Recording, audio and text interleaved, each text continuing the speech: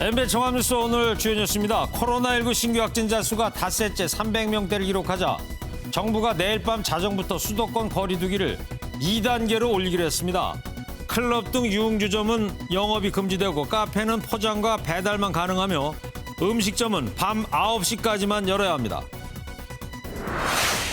전남 고흥군 의회 의장이 100명가량 모인 지역사회단체 행사에 참석해 방역수칙도 무시한 채 대낮에 술을 마시고 춤판을 벌인 사실이 뒤늦게 드러나 비난이 일고 있습니다. MBN이 당시 현장이 담긴 영상을 단독 입수했습니다. 오늘 새벽 인천에서 만취한 20대 남자가 자신의 차로 가로수와 전봇대를 들이받아 크게 다쳤습니다. 부산대교 위에서는 3시간 넘게 투신 소동이 벌어졌습니다. 이랜드그룹이 랜섬웨어 공격을 받아 NC백화점 등 점포 23곳이 한때 영업을 중단했습니다. 이랜드그룹은 랜섬웨어 유포 경위를 파악하는 한편 복구 작업을 진행하고 있습니다. 식품으로 사용할 수 없는 꽃을 차로 만들어 판매한 업체들이 무더기로 적발됐습니다.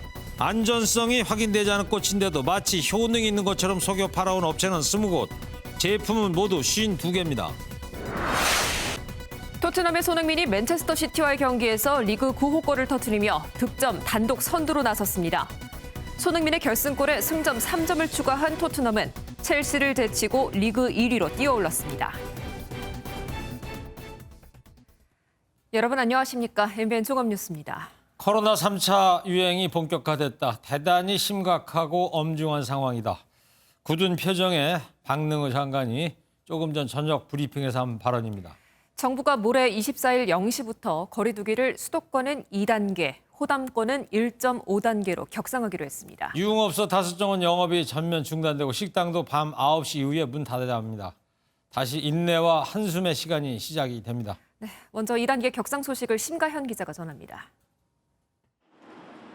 오는 24일 0시부터 2주간 수도권의 사회적 거리두기가 1.5단계에서 2단계로, 호남권이 1.5단계로 높아집니다.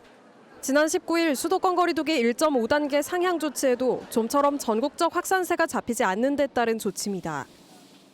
국민 여러분, 코로나19의 3차 유행이 본격화되고 있습니다.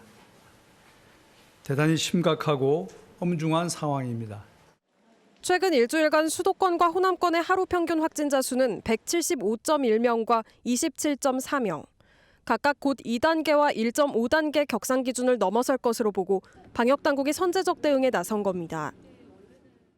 이번 조치로 수도권의 중점관리시설 중 유흥시설 5종은 집합금지가 내려졌고 그 외 중점관리시설은 오후 9시까지만 운영할 수 있습니다. 음식점도 오후 9시 이후에는 문을 닫고 모든 카페는 포장과 배달만 가능해집니다. 방역당국은 오는 12월 3일 예정된 대학 수학능력시험을 언급하며 전 국민의 동참을 호소했습니다. 또 2주간 모든 모임과 약속을 취소하고 가급적 외출을 삼가달라고 당부했습니다. MBN 뉴스 심가현입니다. 코로나19 일일 확진자 수가 330명을 기록해 닷새째 300명을 넘었습니다. 닷새 연속 300명 이상은 지난 2월 1차 대유행에 이은 두 번째입니다. 우종환 기자입니다. 오늘 오전 0시 기준으로 코로나19 신규 확진자 수는 330명입니다. 지난 17일부터 닷새 연속으로 300명대 확진자가 나온 겁니다. 지난 2월 1차 대유행 당시 열흘 연속 300명이 넘는 확진자가 나왔었지만 8월 2차 대유행 때는 나흘 연속에 그친 바 있습니다. 확산세가 진정되지 못하고 있습니다. 더욱이 생활 전반에 걸쳐 동시다발적으로 발생하고 있어 대규모 확산의 기로에 서 있는 일촉즉발의 상황입니다. 수도권 확진자가 219명으로 사흘 연속 200명대를 기록했고 나머지 지역 감염은 83명, 국외 유입은 28명으로 집계됐습니다. 서울 동작구 노량진 임용고시 학원 관련 확진자는 69명까지 늘어났고 인천 남동구 가족 지인 누적 감염자도 41명으로 늘었습니다. 경기 포천에서 5명, 경남 진해에서 4명 등 군부대 확진자도 11명 늘었습니다. 집단 감염이 우려되는 포천과 진해는 수백 명에 대한 진단 검사를 진행 중이라 추가 확진자가 나올 가능성도 배제할 수 없습니다. MBN 뉴스 우종환입니다. 어린이와 청소년이 찾는 시설에서도 감염자가 계속해서 나와서 걱정입니다. 어린이 병원에 키즈 카페, 학교까지 장소도 많아지고요. 확진자도 늘고 있습니다. 어린 환자 중에서도 중증 사례가 보고되고 있는 만큼 방역에 신경을 써야 합니다. 강세현 기자입니다. 서울대 어린이병원 납병동. 이곳에 코로나19 확진자가 다녀간 건 지난 16일입니다. 이후 보호자 등 11명이 잇따라 확진 판정을 받았는데 이 가운데는 어린이 2명도 포함됐습니다. 서울대병원은 확진자가 지나간 동선을 중심으로 소독 작업을 실시했고 현재는 정상적으로 운영 중입니다. 서울 강북에 있는 이 고등학교에서도 학생 5명과 가족 선생님 등 총 9명이 확진 판정을 받았습니다. 추가 전파를 통한 감염까지 더하면 34명의 확진자가 나왔습니다. 경기도 용인의 키즈카페에서는 방문 어린이와 종업원 등 25명이 집단 감염됐습니다. 현재까지 10살 미만 확진자 수는 854명, 10대는 1,700여 명으로 전체 확진자의 8.5% 수준인데 숨진 사례는 없습니다. 하지만 어린 환자 중에서도 중증 사례가 보고된 만큼 방역에 신경 써야 합니다. 어린이들도 입원이나 집중 치료가 필요할 정도의 증증이 드물게 오기도 하고요. 다른 아이들과 또 그 선생님들과 같이 있는 이런 환경에서는 마스크를 반드시 착용을 하고 장소와 연령대 구분 없이 넓어지는 코로나 확산지도. 어린이와 청소년들에 대한 더 철저한 방역 관리가 필요합니다. MBN 뉴스 강세현입니다. 수도권을 제외하고 강주, 전남에서 코로나19 확진자가 가장 많이 발생해 경각심이 절실한 상황이죠. 그런데 전남의 한 지방의회 의장이 100명가량이 모인 행사장에서 방역 수칙도 무시한 채 충판을 벌인 사실이 뒤늦게 드러났습니다. MBN이 당시 영상을 단독 입수했습니다. 강세웅 기자입니다. 전남 고흥군의 한 사회단체 회장 이추임식 행사입니다. 초대 가수의 노래가 시작되자 참석자들이 나와 춤판을 벌입니다. 2m 거리 두기는 온데간데 없고 일부는 마스크도 쓰지 않았습니다. 그런데 참석자 중에는 국민을 대표하는 의회 의장도 있었습니다. 부부동반에서 온 거라나서 몇 잔 했겠죠. 춤판이 끝나자 이번엔 의장이 참석자들 사이를 분주히 오가며 노래까지 부릅니다. 마스크는 벗어 던졌습니다. 행사가 있던 날은 광주 전남에서 코로나19 확진자가 무더기로 나오기 시작할 때였습니다. 특히 춤판이 벌어진 곳은 세금으로 지어진 국민회관이었습니다. 제지를 했어야 된 건데 이제 그거는 조금 제가 좀 잘못한 부분이 있는 것 같고요.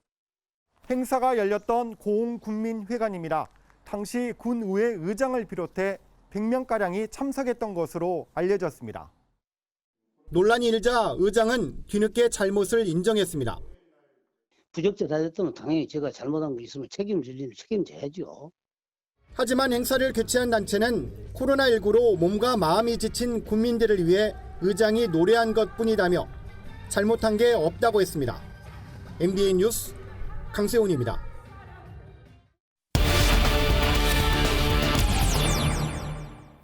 네, 정부가 모레 0시부터 수도권에 대한 사회적 거리 두기 2단계 시행을 발표했습니다. 현행 1.5단계 시행하고 나서 불과 나흘 만입니다. 그만큼 정부도 현재 상황을 엄중히 인식한다는 뜻이겠죠. 2단계 시행으로 무엇이 달라지는지 사회부 강영호 기자와 추적하도록 하겠습니다.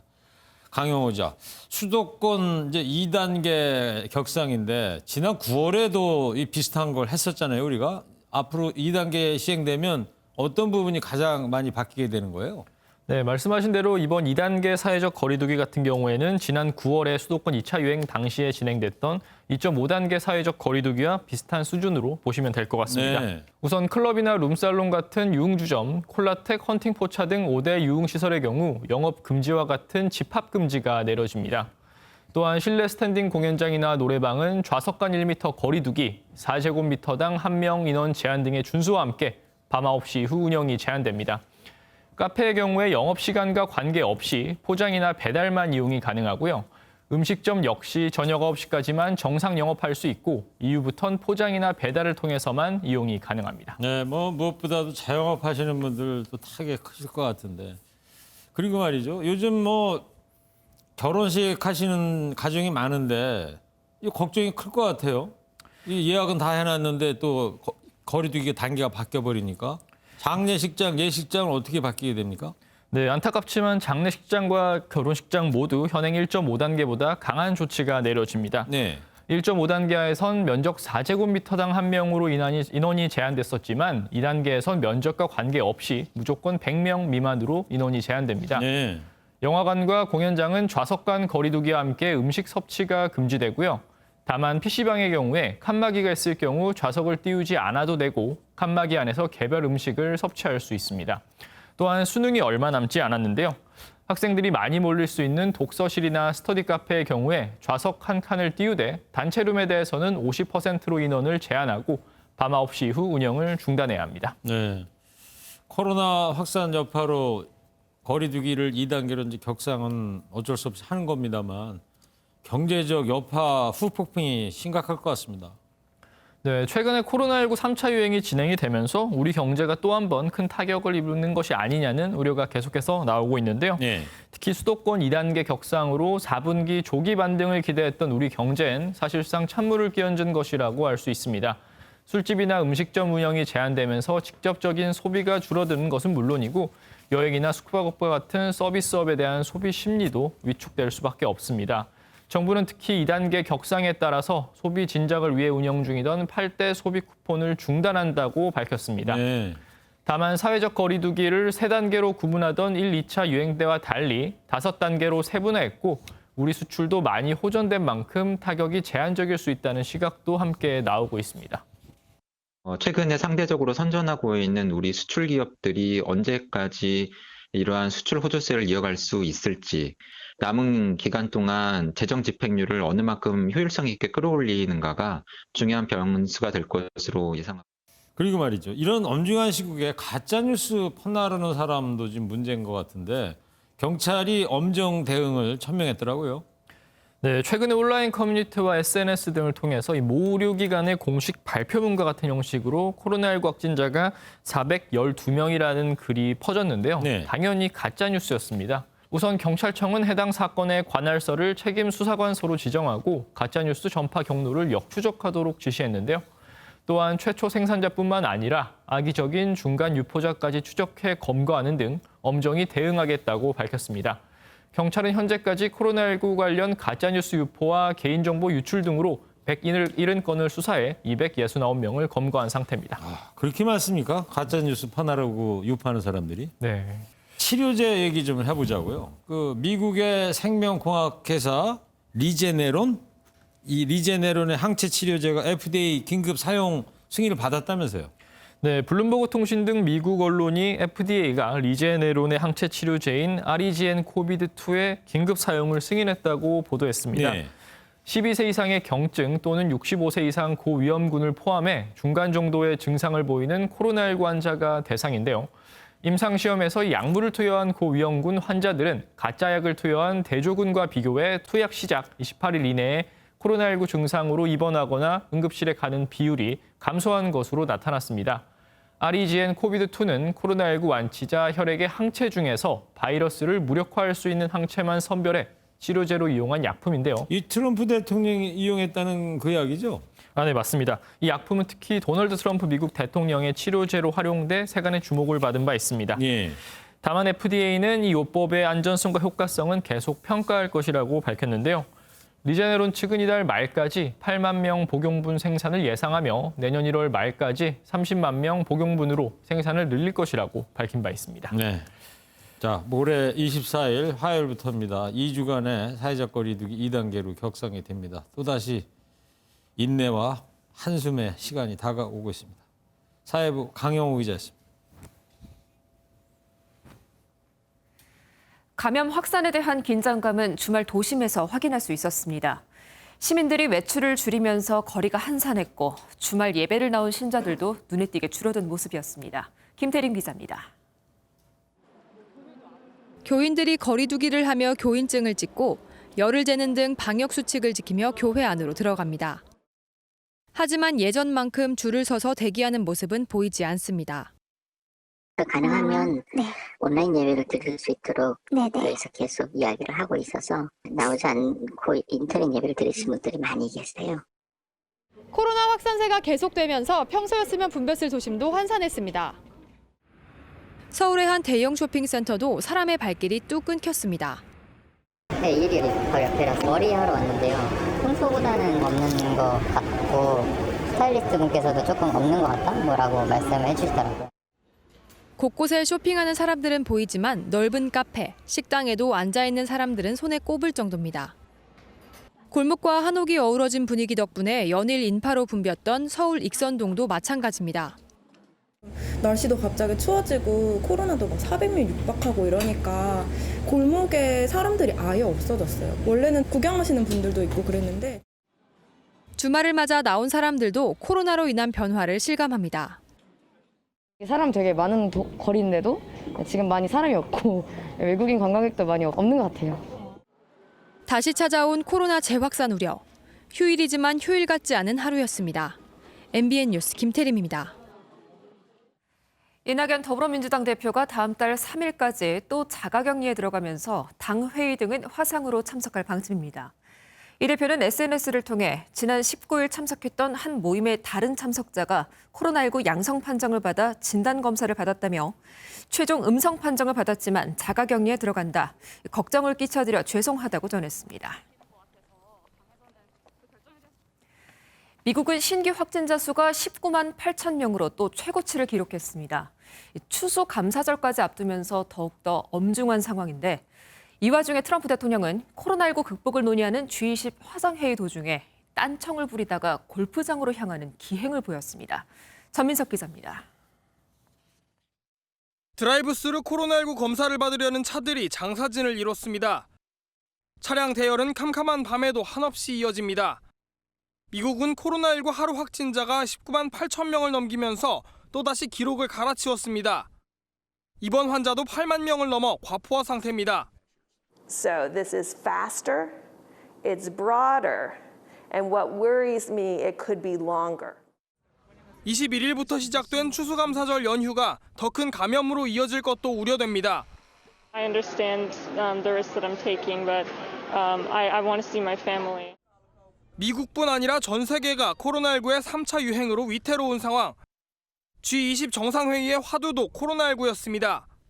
عملياتنا القصوى تتمثل في ضمان إتاحة اللقاحات والعلاجات والأدوات التشخيصية بشكل عادل وبتكلفة ميسورة للجميع. 그러나 도널드 트럼프 미국 대통령은 딴청을 부리며 SNS에 대선 부정선거 의혹과 관련된 글을 올리는가 하면 이내 자리를 뜨고 골프클럽에서 골프를 즐겼습니다. MBN 뉴스 전민석입니다. G20 화상 정상회의에 함께한 문재인 대통령은 코로나19 극복을 위한 국제사회의 연대와 협력을 강조했습니다.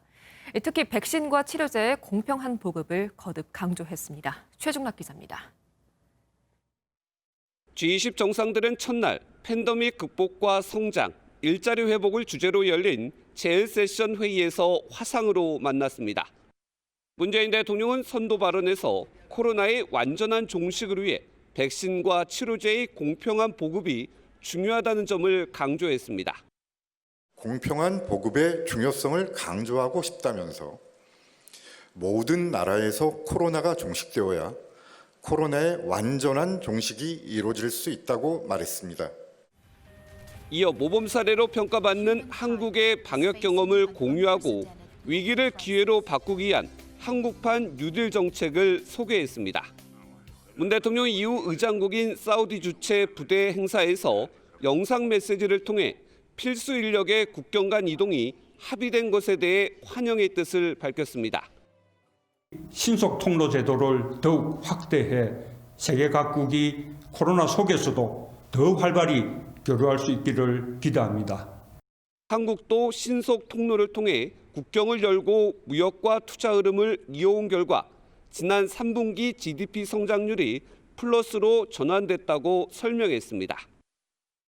G20 정상들은 오늘 밤 다시 화상으로 만나 포용적이고 지속 가능한 복원력 있는 미래를 주제로 논의하고 정상선언문을 최종 채택할 예정입니다. MBN 뉴스 최중락입니다. 오늘 새벽 인천에서는 만취한 20대가 자신의 차로 가로수와 전봇대를 들이받아서 크게 다쳤습니다. 부산대교 위에서는 3시간 넘게 투신 소동이 벌어졌고 곳곳에서 화재도 일어났습니다. 강진우 기자입니다. 인천의 한 도로 위에 앞바퀴가 빠지고 엔진이 심하게 부서진 중형차가 세워져 있습니다. 주변 가로수와 전봇대를 차례로 들이받은 건데 20대 운전자는 면허 취소 수준 이상인 만취 상태로 운전하다 사고를 냈습니다. 이제 일단은 귀가 주치는 시켜놨습니다. 앞으로 이제 출석 요구해가지고 조사 받고. 부산대교 위로 119 굴절차에 사다리가 올라갑니다. 3시간이 넘게 10m 높이 아치에서 투신 소동을 벌인 40대 남성을 구조하기 위해서입니다. 자신이 폭행을 당해 경찰에 신고했는데 제대로 조사가 되지 않는다며 이 같은 일을 벌였습니다. 좀 시간이 걸린다고 빨리 안 해준다고 그러는 것 같아요. 폭력 피해자이기 때문에 금방 하기로 그렇게 했습니다. 경남 창원의 한 차량 정비소가 시뻘건 불길에 휩싸였습니다. 소방관들이 불타는 신형 차량에 소화수를 뿌려보지만 쉽게 꺼지지 않습니다. 경찰과 소방은 CCTV와 목격자 진술을 바탕으로 정확한 화재 원인을 조사하고 있습니다. MBN 뉴스 강진우입니다. 이랜드그룹이 오늘 랜섬웨어 공격을 받았습니다. 랜섬웨어. 해커가 악성 코드를 감염시켜놓고 돈을 요구하는 걸 일컫는데요. NC백화점 등 23곳 점포 운영이 일부 중단됐습니다. 이랜드 측은 복구 작업을 진행하는 한편 유포자 색출을 위해 경찰에 수사를 의뢰했습니다. 장명훈 기자입니다. 이랜드그룹이 운영 중인 서울 강서구의 한 백화점입니다. 지하로 내려가는 에스컬레이터는 멈췄고 안내 직원이 손님을 돌려보냅니다.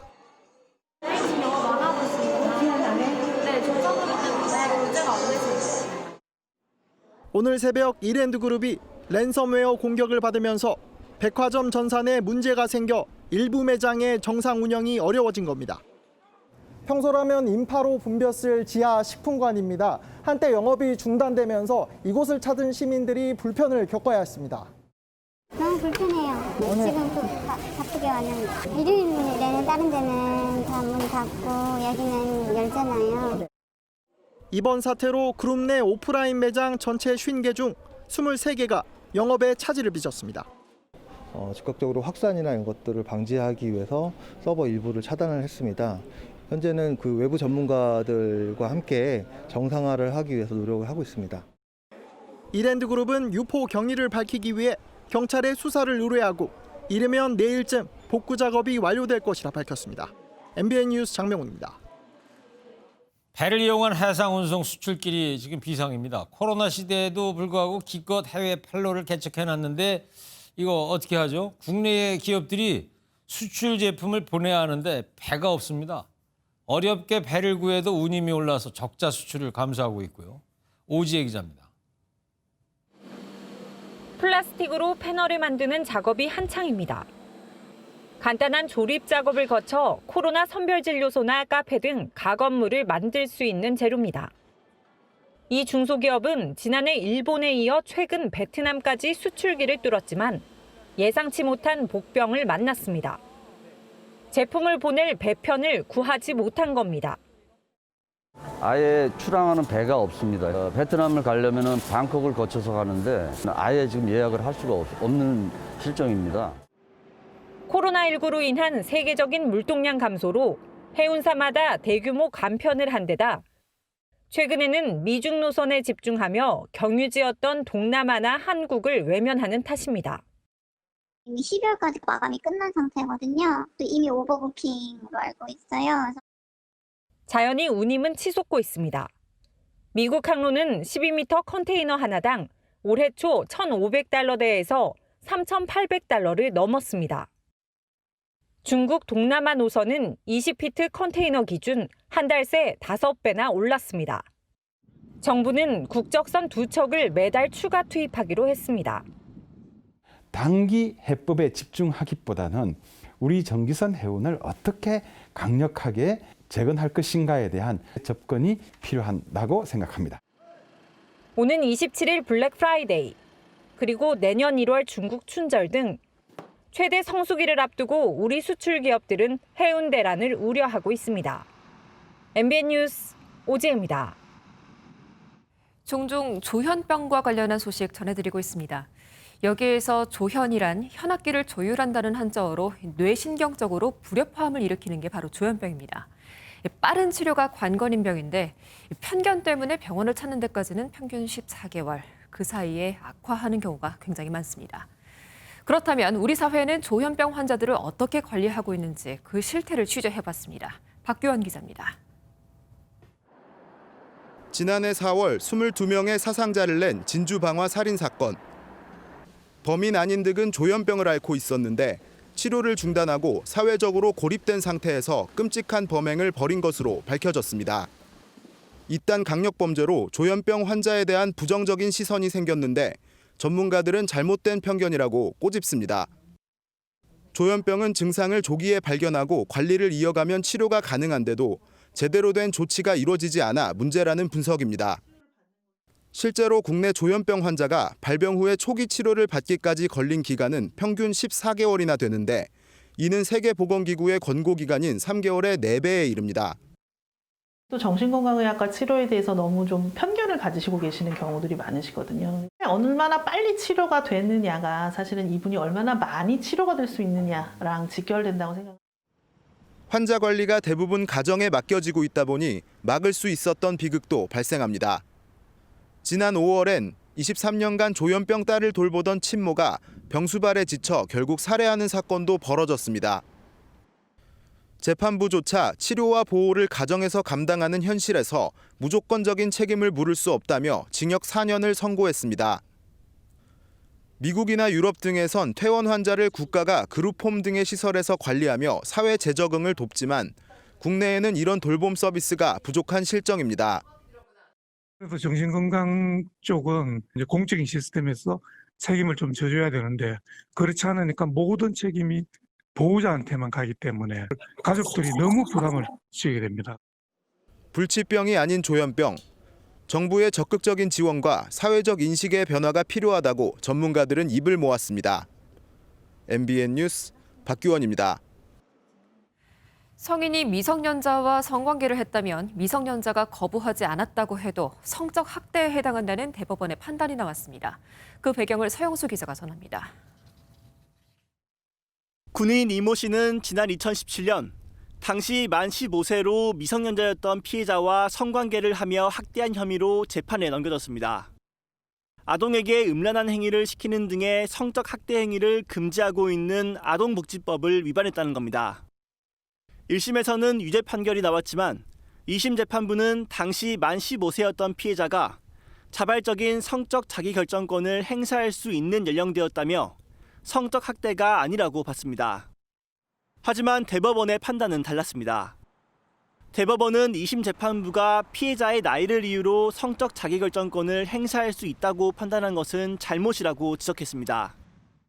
재판부는 미성년자의 성적 자기결정권 행사는 신중하게 볼 필요가 있다며 피해자의 명시적 반대 의사가 없었다고 해도 성적 학대 행위로 볼 수 있다고 판단했습니다. 미성년자가 성관계에 동의한 것처럼 보여도 기망이나 왜곡된 신뢰관계로 인한 것이라면 온전한 동의라고 볼 수는 없다.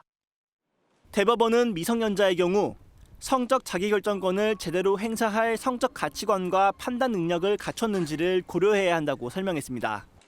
MBN 뉴스 서영수입니다. 어릴 적에 봄이 되면 진달래꽃, 아카시아꽃, 주전부리로 먹곤 했었죠. 요즘엔 대신 꽃차가 인기랍니다. 그런데 안전성 입증이 안 된 꽃차 판매 업체들이 식약처에 대거 적발됐습니다. 정상 제품 판매하는 업체들이 피해가 없어야 할 텐데요. 안전한 꽃차 구입하시려면요, 식약처 홈페이지를 먼저 열어보시기 바랍니다. 홍지호 기자입니다. 말린 메리골드 꽃과 유리병들이 테이블 위에 가득 차 있습니다.